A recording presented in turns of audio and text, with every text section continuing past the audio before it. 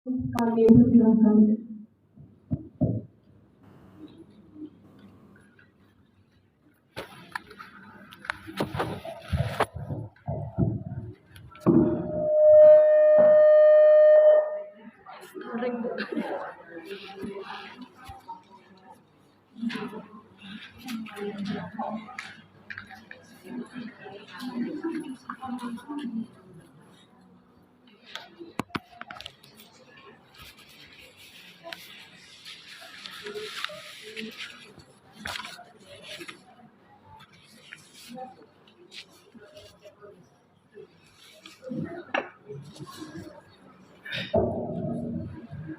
Bismillahirrahmanirrahim.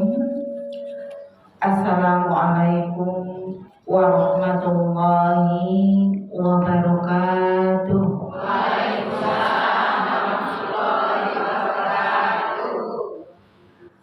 Subhanallah walhamdulillah wala ilaha illallah wallahu akbar. Alhamdulillah.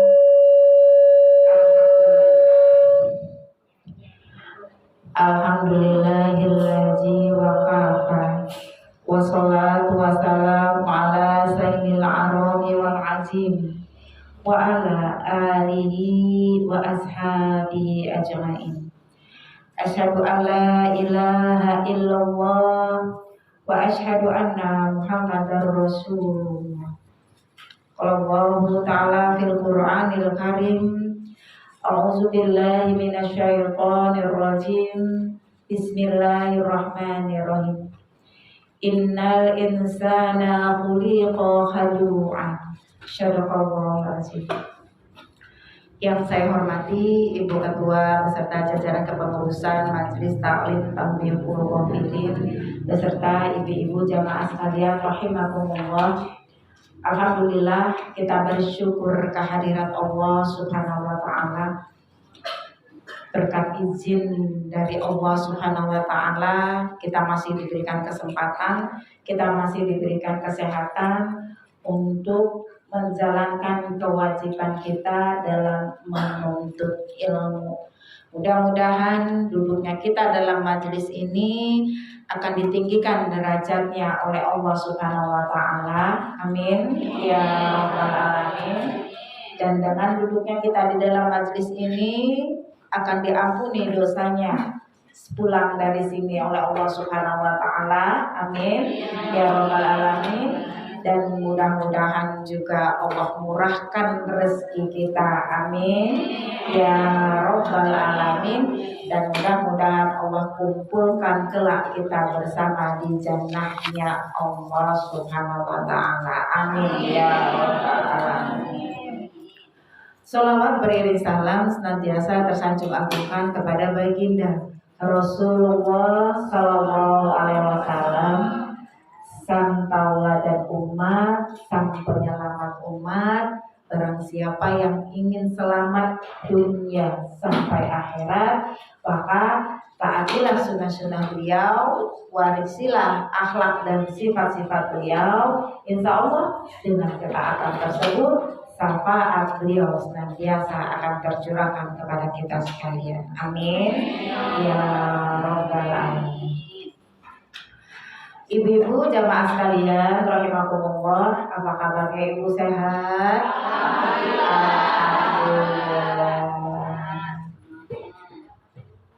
Saya mengucapkan mohon maaf lahir dan batin ya Bu ya, walaupun sudah terlambat, tetapi meminta maaf itu tidak ada kata terlambat.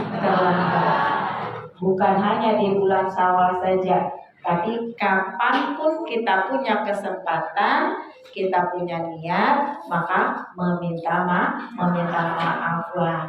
Dan perintah Allah, fa'fu anhum, maafkanlah kesalahan mereka. Jadi kalau ada seseorang yang meminta maaf pada kita, kewajiban kita adalah untuk memaafkan. Alhamdulillah ya Bu ya.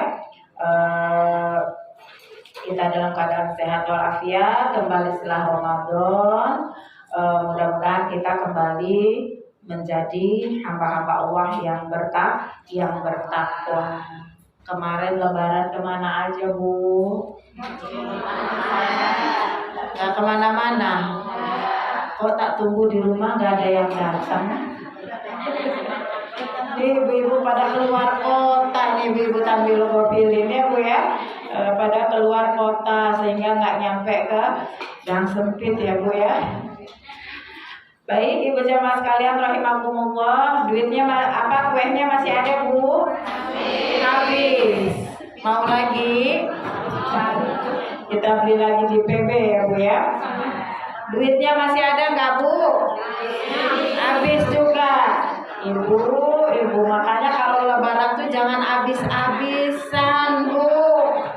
Disisain buat setelah lebaran.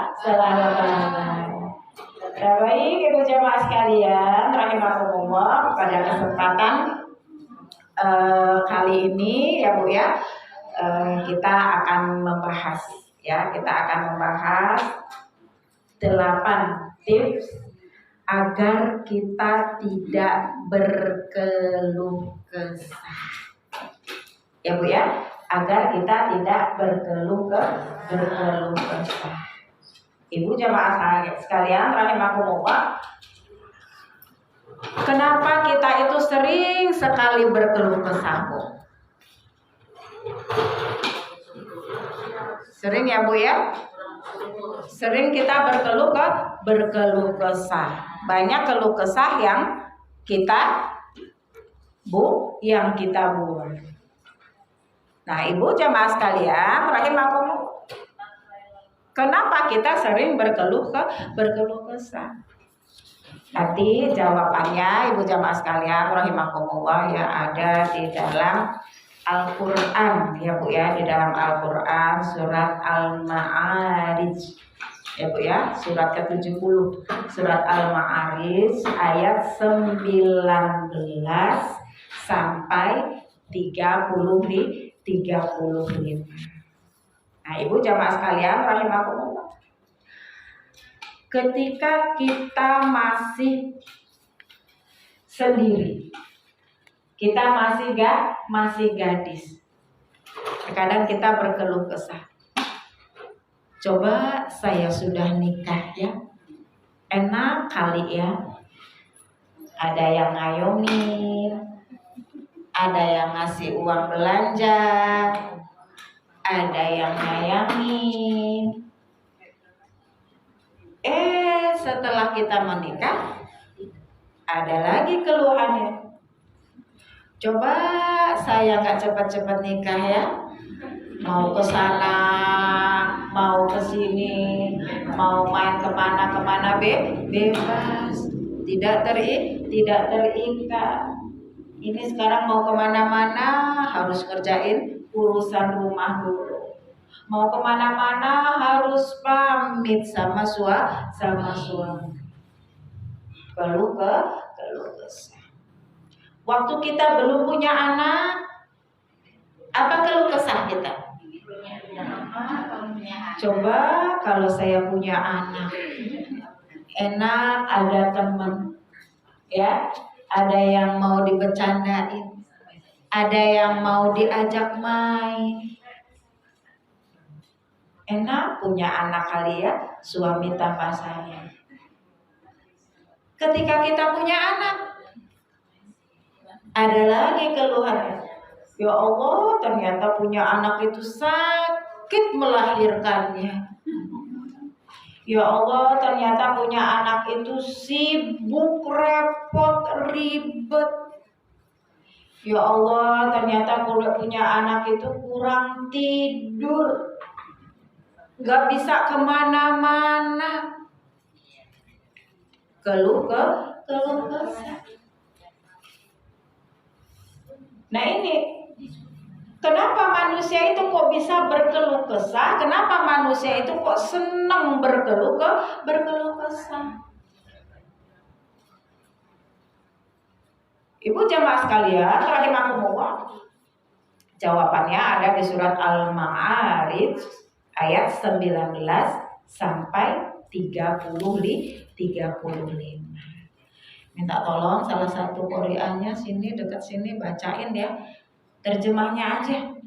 Baca ayatnya nanti dari 19 sampai 35. Bacakan terjemahnya aja. Ini udah Ibu siapin. Sini.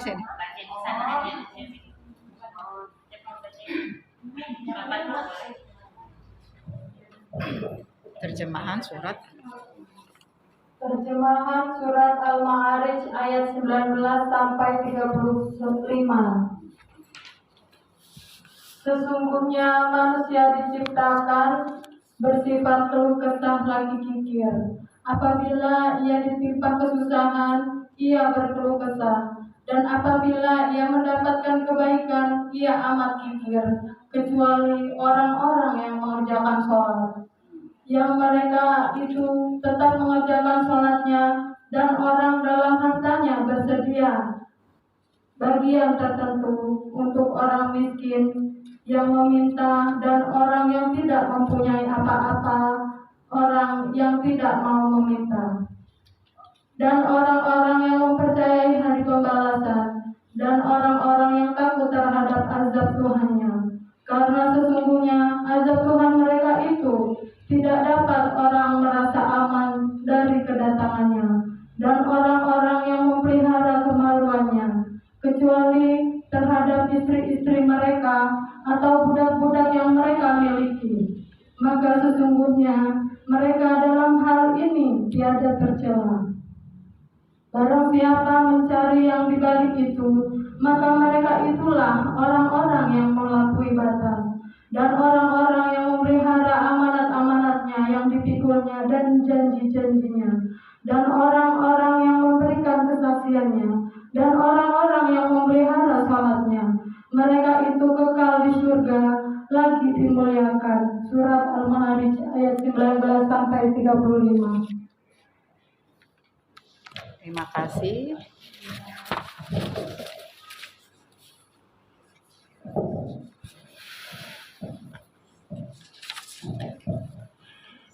Nah, Ibu jamaah sekalian, kenapa manusia itu suka berkeluh kesah?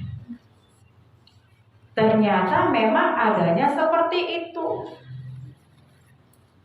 Sudah dijelaskan oleh Allah di dalam Al-Qur'an. Innal insana khuliqa halu'a. Sesungguhnya manusia itu diciptakan bersifat keluh kesah, lagi kikir. Jadi nggak heran nih Bu kalau kita hidup suka berkeluh kesah, suka mengeluh. Ternyata itu salah satu sifat dan fitrah kita manusia yang mana sudah Allah jelaskan di dalam Al-Quran surat Al-Ma'arij ayat 19 sampai 35. Nah, Ibu jamaah sekalian rahimakumullah, apabila manusia itu ditimpa dengan kesusahan, ya, ia senantiasa suka berkeluh kesah. Dan apabila ia mendapatkan kebaikan, ia mendapatkan kelebihan rezeki, ia mendapatkan kekayaan, bahkan dia kikir. Itulah salah satu sifat dan ciri dari manusia. Dan jemaah sekalian rahimakumullah. Nah, Al-Quran ini mengajarkan kepada kita ada 8 tips ya Bu ya, agar kita itu tidak berkeluh kesah, ya, tidak kikir. Ibu suka berkeluh kesah Bu? Suka. Tadi siang Ibu keluh kesah nggak? Ya Allah, panasnya kok kayak gini banget. Baru jam berapa? Ya Allah, kayaknya males mau ngaji ke Tanbihul Ghafilin. Keluh kesah. Ya Allah, karena panas ini gak bisa tidur, malam ngeluh. Makan juga kagak enak, ngeluh lagi. Ternyata itu memang sifat dari manusia yang memang Allah sudah jelaskan di dalam Al-Qur'an.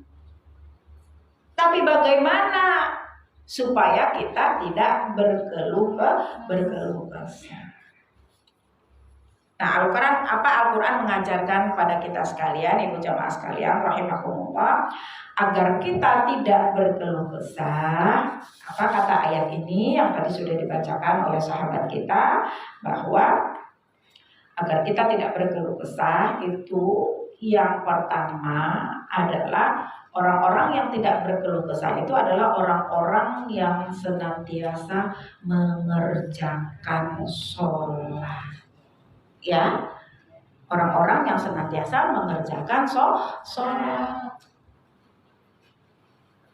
Illal musallin, terkecuali ya orang-orang yang suka berkeluh kesah itu terkecuali orang-orang yang suka melaksanakan sholat.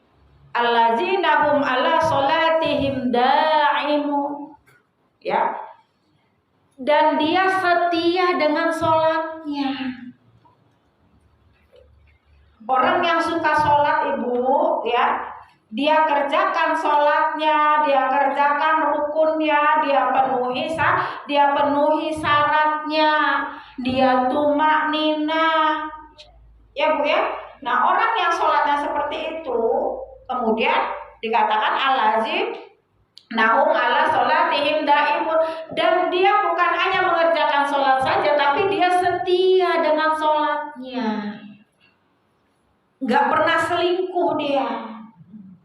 Ada gak sholat yang selingkuh? Ada. Contohnya apa? Sholat yang selingkuh. Sholat asar dikerjakan pada waktu maghrib, selingkuh. Ya, nah ini setia. Sholat itu setia. Waktu zuhur dikerjakan waktu zuhur. Ya, waktu asar dikerjakan waktu asar. Kecuali yang memang dibolehkan, ya, waktu zuhur dikerjakan pada waktu asar, itu memang yang dibolehkan karena dalam perjalanan. Waktu asar dikerjakan pada waktu zuhur. Tapi yang tidak boleh diselingkuhi itu yaitu sholat subuh. Ibu sholat 4 rakaat zuhur, 4 rakaat asar, ibu, ya, boleh.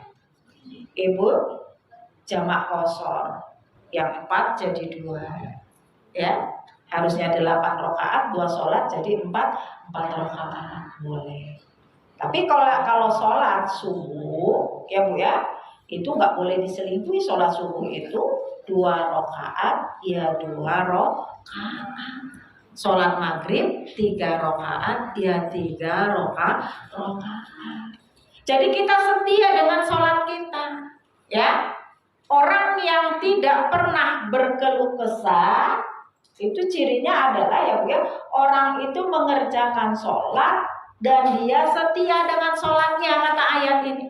Bukan hanya mengerjakan. Kalau orang mengerjakan bu, hanya sekedar mengerjakan, dia sholat zuhur, dia kerjakan, tapi sudah di penghujung waktu zuhur. Dia sholat asar dikerjakan, tetapi sudah di penghujung waktu asar. Sekedar mengerjakan sholat.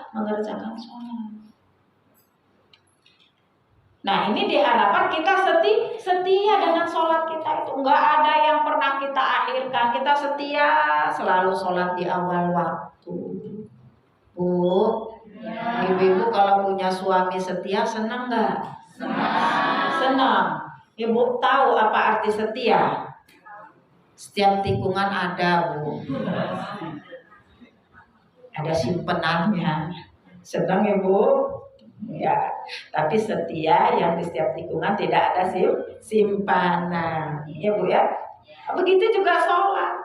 Kalau kita mendirikan sholat, mengerjakan sholat, dan kita setia dengan sholat kita, artinya tidak pernah kita tinggalkan sholat itu, dan selalu kita kerjakan pada awal waktu.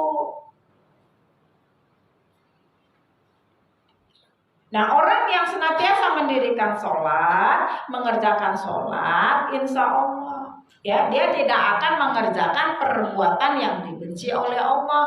Karena sholat itu inna sholata tanha anil fahsya'i wal munkar. Sholatnya kita itu dapat mencegah diri kita dari perbuatan keji dan perbuatan yang munkar. Maka insya Allah kalau orang yang sholat itu kagak ada ngeluh, ya, nggak pernah ngeluh karena dia selalu sholat dan dia juga setia dengan sholat, nggak pernah ngeluh. Jadi kuncinya jamaah sekalian rahimakumullah, agar kita tidak berkeluh kesah, agar kita juga tidak menjadi orang yang kikir, maka kuncinya adalah kerjakan sholat dan setia dengan sholat. Insya Allah sepanjang hidup kita tidak akan mengeluh, tidak akan kikir. Itu yang pertama. Kemudian yang kedua, ibu jamaah sekalian rahimakumullah, agar kita tidak berkeluh kesah, agar kita tidak kikir, yang kedua yaitu kita termasuk orang-orang yang senang sodako, ya Bu ya, senang sodako. Wallazina fi amwalihim haqqu ma'lumah. Yang mana di dalam harta kita itu ada hak orang lain dan kita sudah siapkan untuk orang lain itu. Kalau kita rajin sedekah, kita tidak akan pernah mengeluh. Apa hubungannya sodako dengan berkeluh kesah? Kalau orang yang pelit, ya Bu ya, yang nggak pernah sodako, tuh dikit-dikit ngeluh.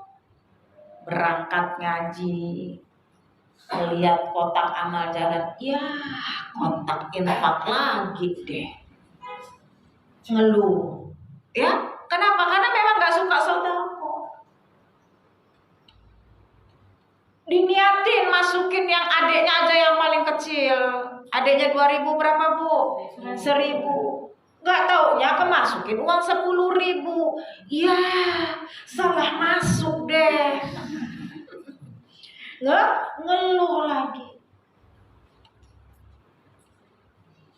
Itu Bu, orang yang nggak rajin sedekah itu insya Allah Bu, hidupnya akan penuh dengan keluhan.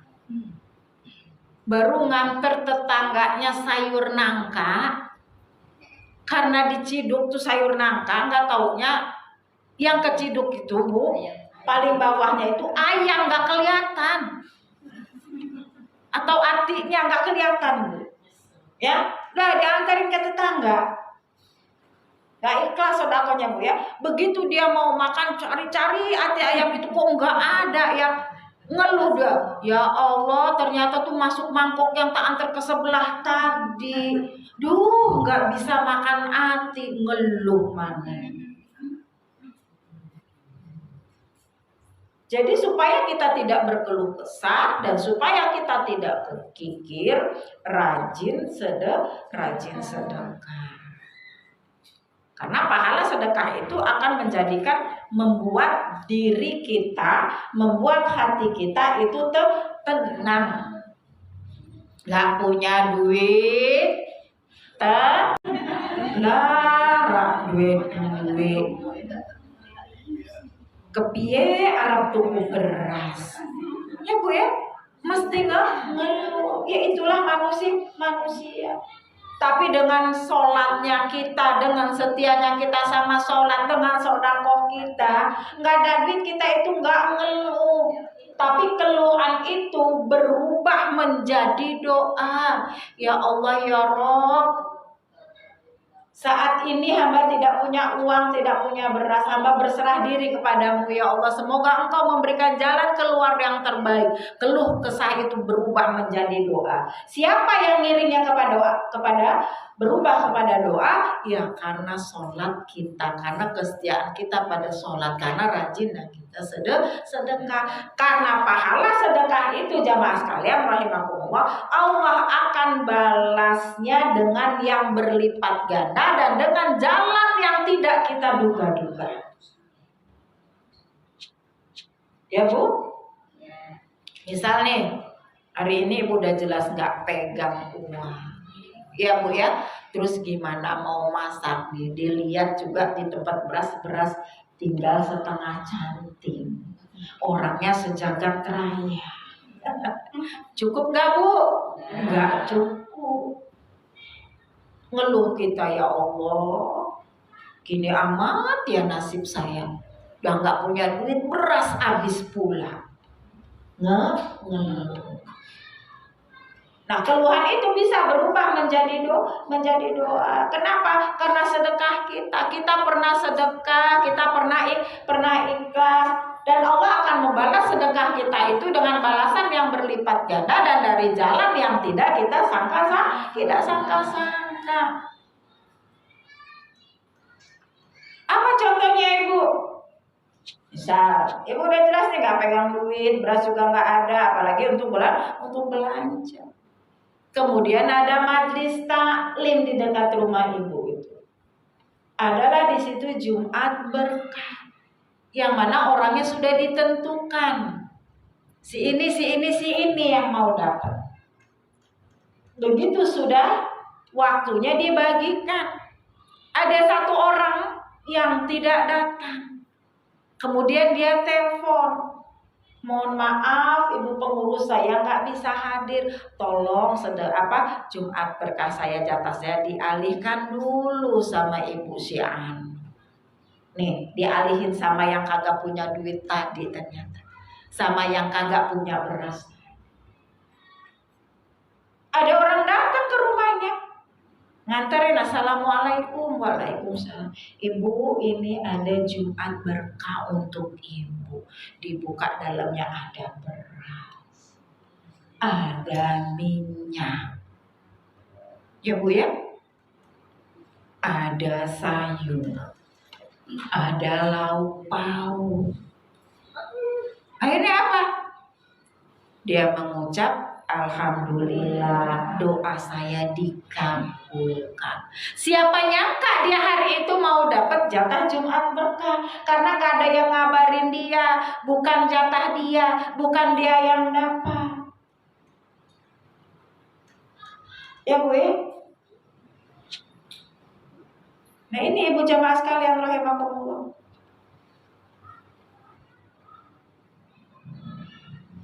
Agar kita tidak berkeluh kesah, berkepanjangan ya Bu ya, dan juga tidak kikir, maka rajin sedekah. Kita nggak nyangka hari itu mau dapat balasan dari sedekah kita itu dari jalan yang tidak kita duga. Apa kita menduga sebelumnya? Oh saya nanti mudah-mudahan dapat dari Jumat berkah. Enggak kan ya Bu ya?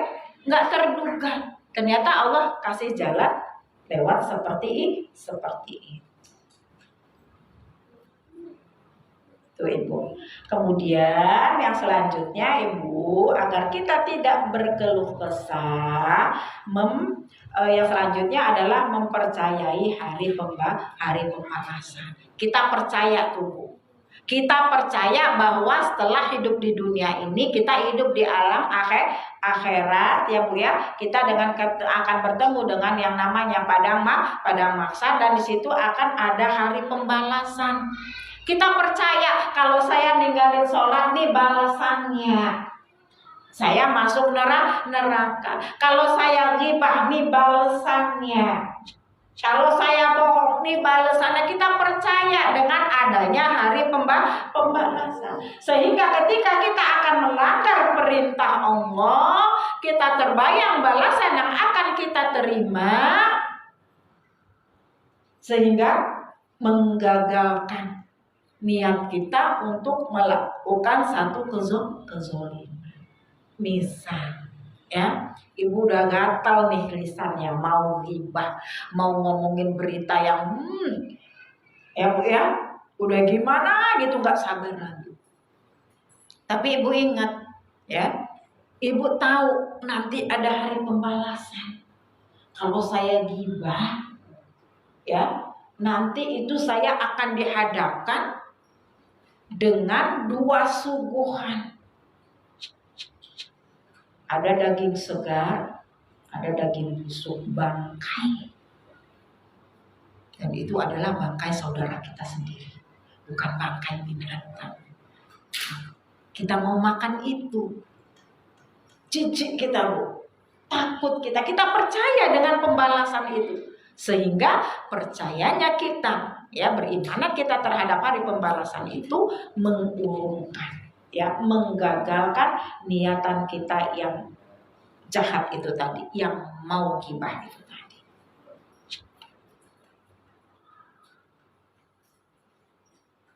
Tuh ya Bu ya. Nah, kalau kita percaya sama hari pembalasan itu, kita dikit-dikit ngeluh, giliran dikasih rezeki yang banyak, kita nggak bersyukur. Kita pelit, mumpung ada rezeki yang banyak saya hemat-hemat lah. Nanti giliran saya nggak dapat rezeki kan ada share. Ya Bu ya, dapat rezeki banyak, pelit, nggak mau bagi tetangga, ya, disimpan.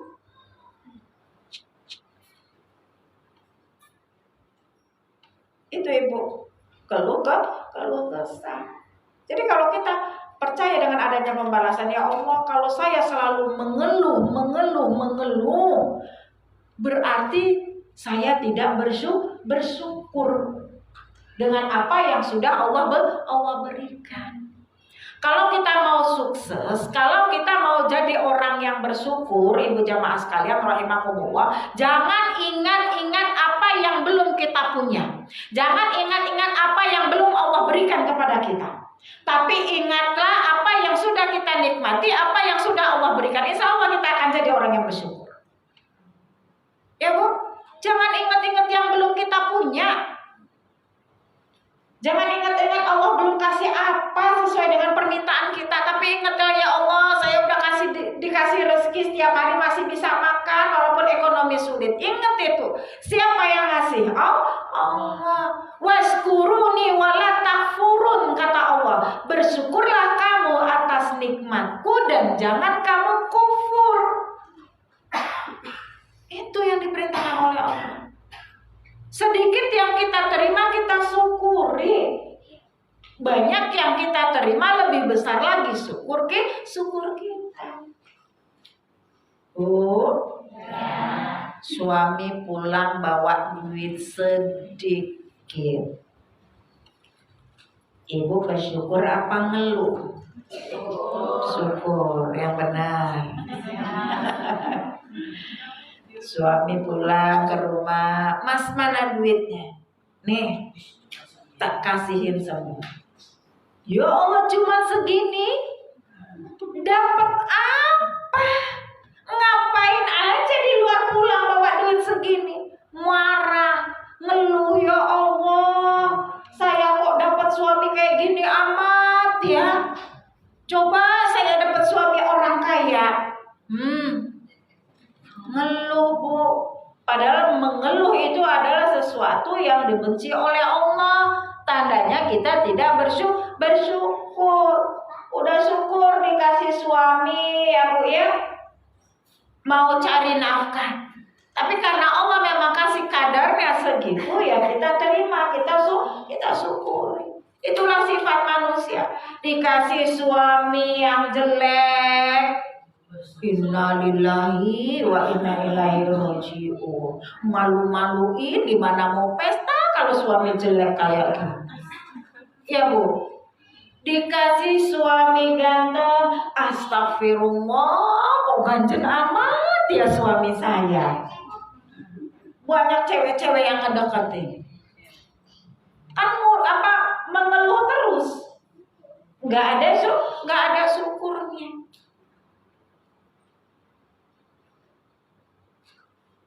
Jadi itu ya Bu ya, percaya dengan adanya hari pembalasan. Jadi ketika kita mengeluh ya Bu ya, ingat nanti ada balasannya. Oh kamu nggak bersyukur. Kata Allah, kalau orang yang tidak bersyukur itu ingat kata Allah, tunggu aja, azabku itu amat pedih. Jadi ketika kita ingat pembalasan yang akan diberikan kepada kita jemaah sekalian rahimakumullah, cepat-cepat kita jauhkan tuh keluh kesah. Kita bersyukur kepada Allah. Kemudian yang selanjutnya, takut terhadap azab Allah. Kalau kita takut sama azab Allah, Ibu, insya Allah kita tidak akan berkeluh kesah. Takut sama azab Allah. Kalau kita nggak bersyukur, azab Allah itu pedih yang akan kita terima. Terus kalau kita tidak melayani suami dengan baik, ya Bu ya, maka pedih juga azab yang akan kita terima. Ya, ingat azab, ingat balasan yang akan kita terima. Makanya Ibu jemaah sekalian rahimakumullah, kalau di rumah sama suami itu manis-manis. Apa Bu? Manis-manis. Ya. Walaupun kagak tiap hari, lebaynya boleh sekali-sekali Bu. Ya Bu ya. Kalau suami lagi lebay sama kita, Ibu jangan marah. Balas lebay lagi Bu. Ya Bu ya. Misalkan suami manggil kita, ayang beb, kata suami. Ya Bu ya. Ibu jawab, ih jijik dong. Padahal itu halal Bu. Kenapa Ibu sama orang lain bisa sayang-sayang, sama suami sendiri dipanggil sayang marah? Balas Bu. Iya sayangku, iya cintaku. Boleh sekali-sekali Bu. Asal jangan tiap hari. Kalau tiap hari muak juga ya Bu ya. Nah itu bumbu dalam rumah tangga kita. Ya, jangan Ibu terus ya apa kata-kata indah ya, kata-kata yang menyenangkan istri diucapkan sama suami, Ibu tuh jawabnya ketus melulu, ingat azab Allah. Ini Bu ya, agar kita tidak berkeluh kesah ya Bu ya, selalu ingat azab Allah. Tahu-tahu suami ngerangkul kita dari belakang, kayak apa aja sih, udah tua juga. Ya Allah Bu. Walaupun kita lagi megang ulekan, dirangkul sama suami dari belakang, taruh ulekan, balas rangkul Bu. Lanjut ke kamar, ibadah halal. Ya Bu.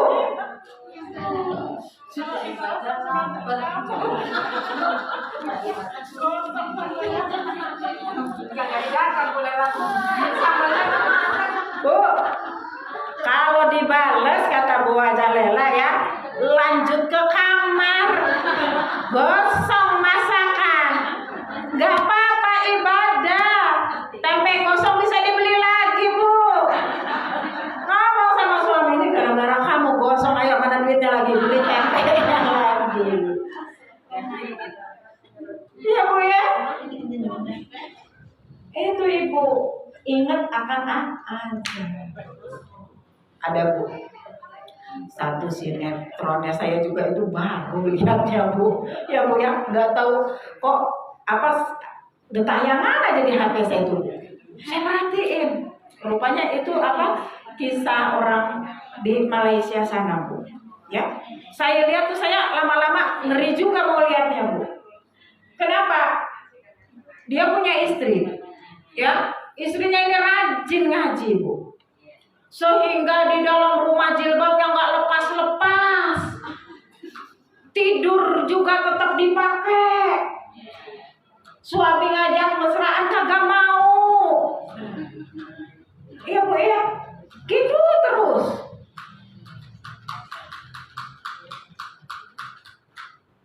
Nuntut ilmu ke sana, ngaji ke sana, ngaji ke sini. Suami ditinggal terus dalam ceritanya itu.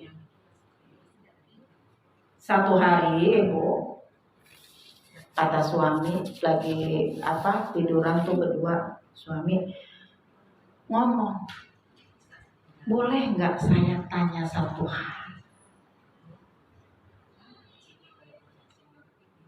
Boleh. Tanya apa? Kemana baju yang pernah saya beliin itu, yang transparan itu kemana? Ada di lemari. Jawab si istri.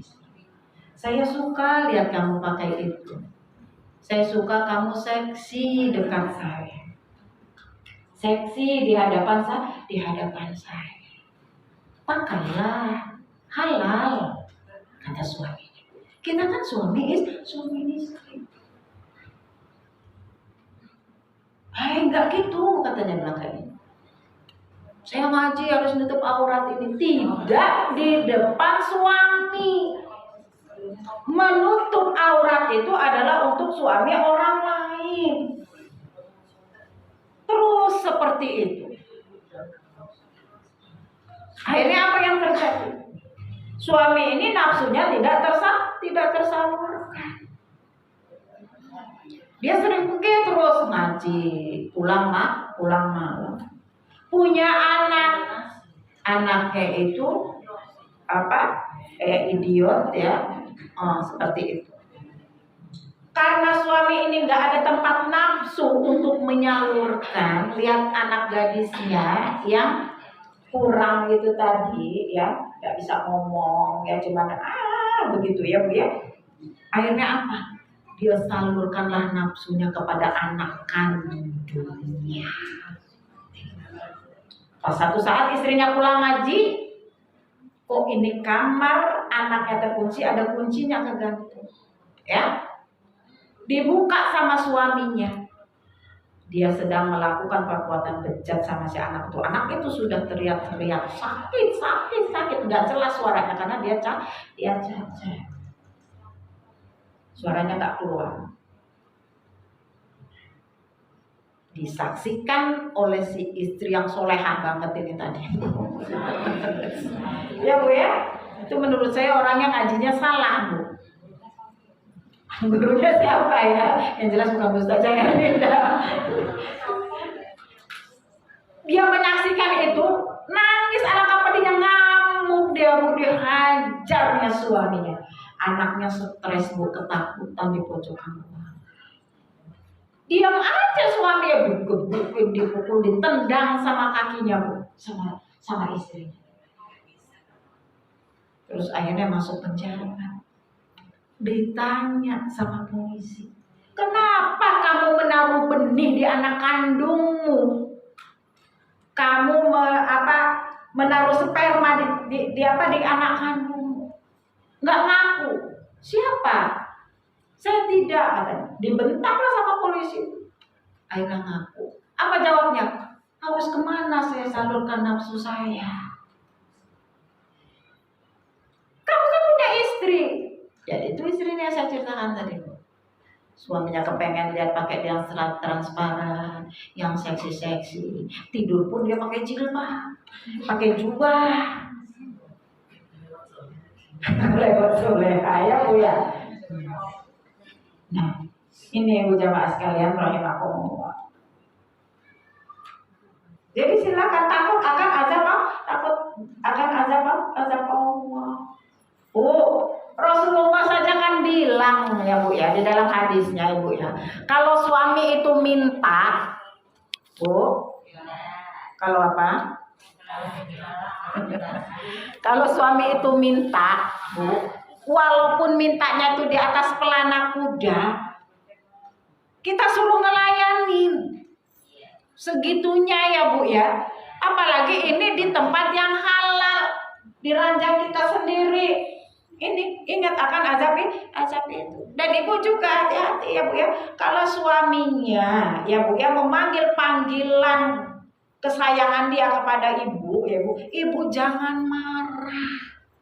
Balas Bu. Saya sudah pernah cerita, entah jalannya dari mana ya Bu ya. Suami saya itu kalau panggil kesayangannya Amoy. Saya Cina bukan, putih kagak. Ya Bu ya, dipanggil Amoy. Tapi dia suka Moy kalau udah masuk rumah itu. Saya jawab dari belakang, ya cinta.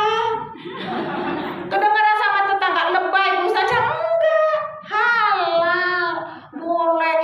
juga, wih kayak apa aja.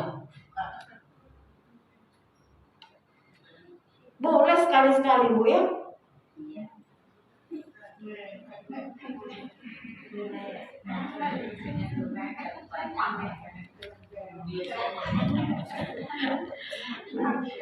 Boleh ya Bu ya. Jadi ingat akan azab itu. Ya Bu ya. Kayak yang kisahnya ceritain itu tadi ya. Akhirnya apa?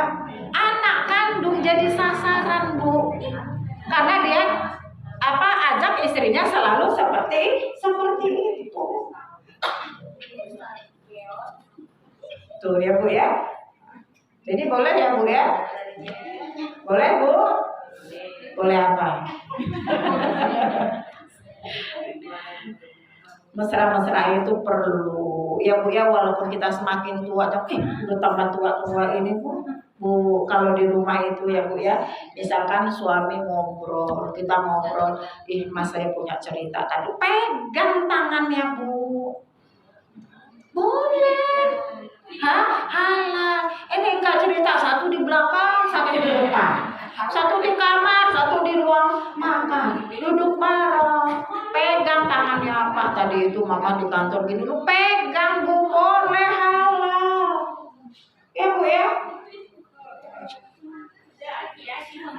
Udah aki-aki mama lu. Kata Bu Sarija, udah aki-aki mama lu. Tuh Bu, yang namanya setia itu kalau bisa sampai tua. Ya Bu ya? Iya. Mesra itu juga kalau bisa sampai tua.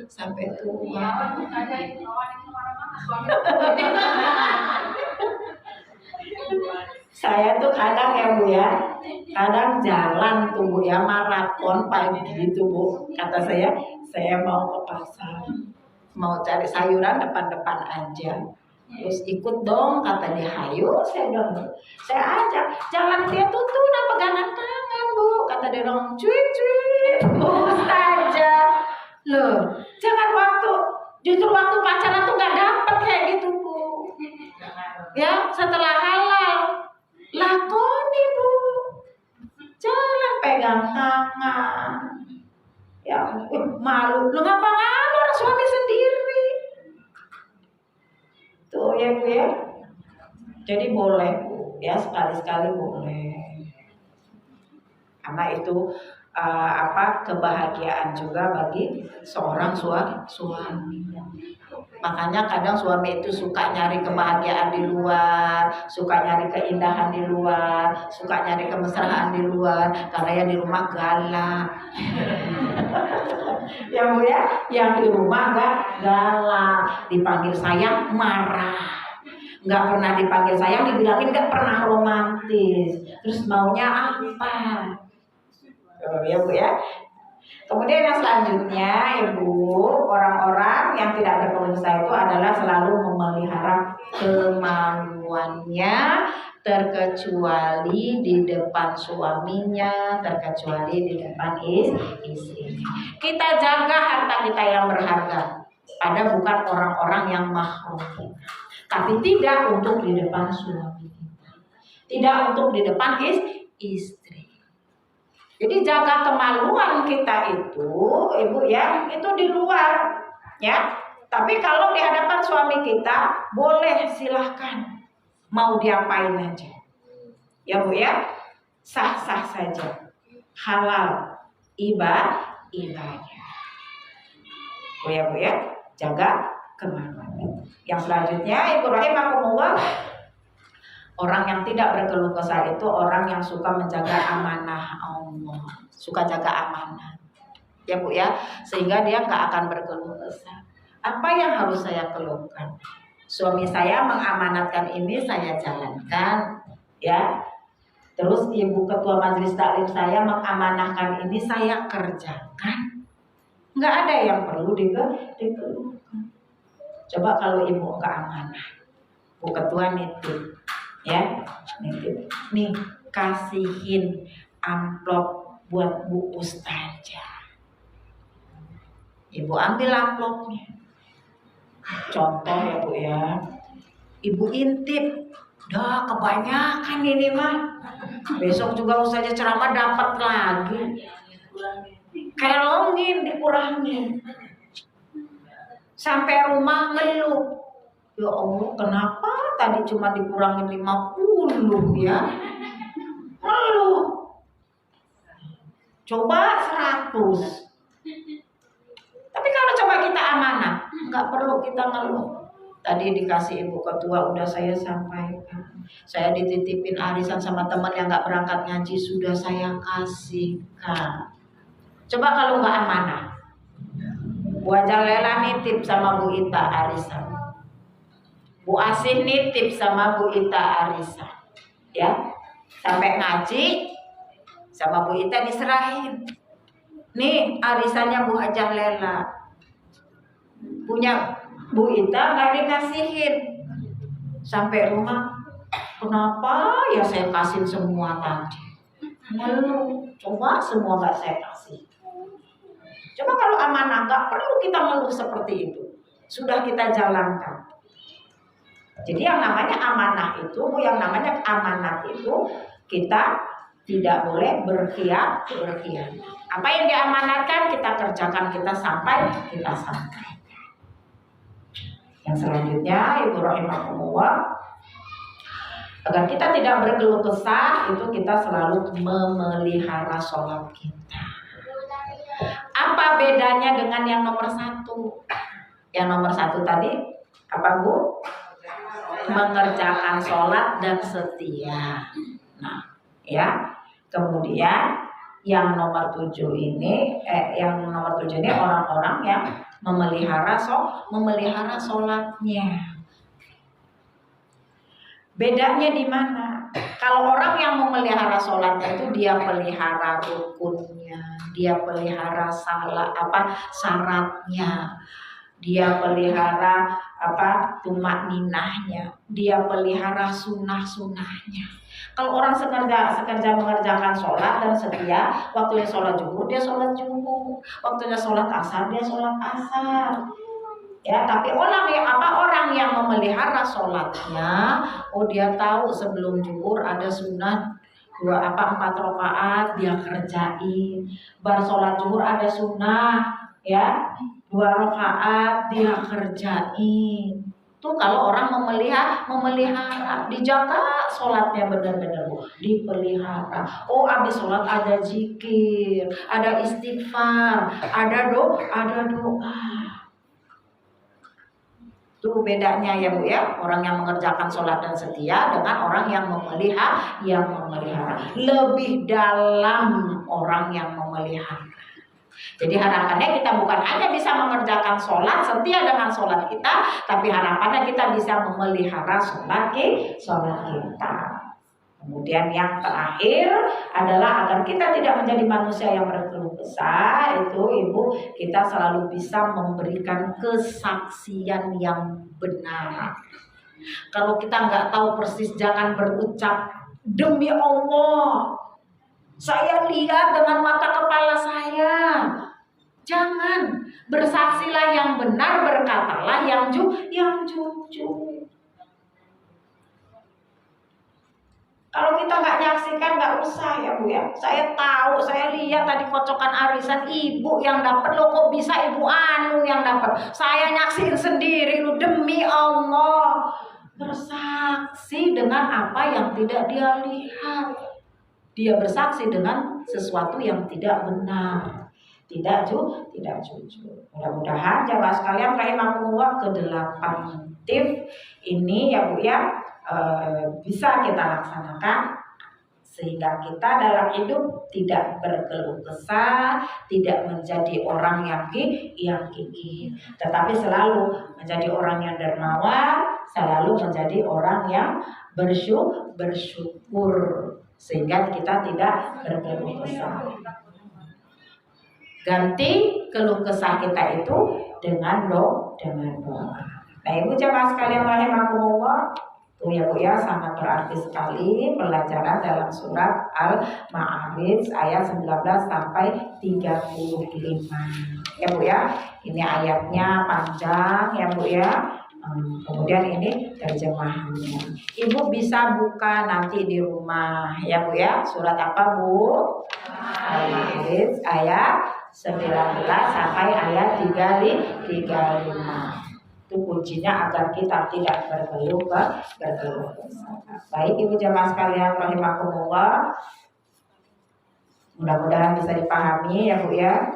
Sudah jam 5 lewat karena memang ayat terlalu yang kita bahas memang panjang ya Bu ya. Langsung saja kita tutup dengan munajat illallah biridho ilahi wa bisafaati Rasulillahi sallallahu alaihi wasallam. Al-Fatihah. A'udzubillahi minasyaitonir rajim. Bismillahirrahmanirrahim. Alhamdulillahirabbil alamin. Ar-Rahmanir-Rahim. Maliki yaumiddin. Iyyaka na'budu wa iyyaka nasta'in. Ihdinas siratal mustaqim. Siratal ladzina an'amta 'alaihim ghairil maghdubi 'alaihim waladdallin. A'udzubillahi minasyaitonirrajim. Bismillahirrahmanirrahim. Alhamdulillahirabbil alamin. Hamdan syakirin hamdan na'imin. Hamdan yuwafi ni'amahu wa yukafi majidah. Ya Rabbana lakal hamdu kama yanbaghi li jalali wajhika wa azimi wa sultanik. Allahumma sholli ala Muhammad wa ala alihi wa ashabihi ajma'in. Rabbana zalamna anfusana wa in lam taghfir lana wa tarhamna lanakunanna minal khasirin. Allahumma inna nas'aluka ridhoka wa na'udzubika min sakhatika wa nar. Rabbana hab lana min azwajina wa dzurriyyatina qurrata a'yunin lil muttaqina imama. Allahumma inna nas'aluka ilman nafi'an wa rizqan thayyiban wa amalan sholihan maqbulan. Khususan seluruh jamaah tabil ulum. Allahumma inna nas'aluka sihatan wal afiyatan fid dinni wad dunya wal akhirah. Allahumma inna nas'aluka sihatan wal afiyatan fid dinni wad dunya wal akhirah. Allahumma rahmataka arju fala takilna ila tarfata aini wa asli li sayati kullahu la ilaha illa anta subhanaka inni kuntu minaz zalimin. Rabbana atina fid dunya hasanah wa fil akhirati hasanah wa qina azabannar. Subhana rabbika rabbil izzati amma yasifun wa salamun alal mursalin walhamdulillahi rabbil alamin. Ibu-ibu anggota kita masih lengkap ya Bu ya. Selama Ramadan libur nggak ketemu masih lengkap Bu. Alhamdulillah. Tidak ada yang berpulang ya Bu ya. Alhamdulillah. Cuman saya cukup kaget ada satu orang yang berpulang ya Bu, jamaah asli ya Bu ya. Ibu siapa Iin? Ya orang Padang. Tuh ya. Dulu kan jamaah kita ya. Yang sudah berpulang ke rahmatullah ya. Sudah lebaran. Ya. Mudah-mudahan diampuni dosanya, diterima amal ibadahnya, ditempatkan di surganya Allah Subhanahu wa taala. Amin ya rabbal alamin. Terima kasih atas perhatiannya, mohon maaf atas kekurangannya, pada Allah saya mohon ampun. Usikum binafsi bitaqwallah. Wassalamualaikum warahmatullahi wabarakatuh.